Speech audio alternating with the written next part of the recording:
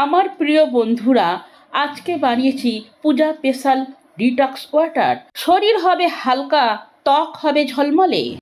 Detox water কিভাবে বানাবেন? একটি মৌসুমী লেবু, একটি গোলাপের পাপড়ি ভালো করে ধুয়ে ফেলুন। সঙ্গে নিন 2 চামচ মৌরি। ডিটক্স ওয়াটার কেন খাবেন?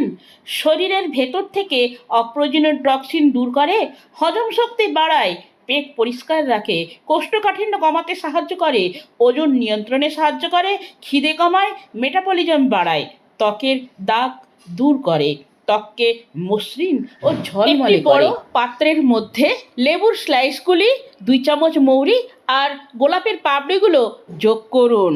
পরিমাণ মতন জল দিতে ভুলবেন না। এভাবে 2 ঘন্টা চাপা দিয়ে রেখে দিন। 2 ঘন্টা পর জলটা ছেঁকে নিয়ে আস্তে আস্তে পান করুন। ডিটক্স ওয়াটার তৈরি। মৌসুমী লেবু, গোলাপ আর মৌরি, এরা তিনজনেই পাচন প্রক্রিয়াকে নিয়ন্ত্রণে রাখে, খিদে কমায়, চর্বি গলতে সাহায্য করে, শরীরের দূষিত টক্সিনকে বাইরে বার করে দেয়। জলের পরিবর্তে ডিটক্স ওয়াটার পান করুন।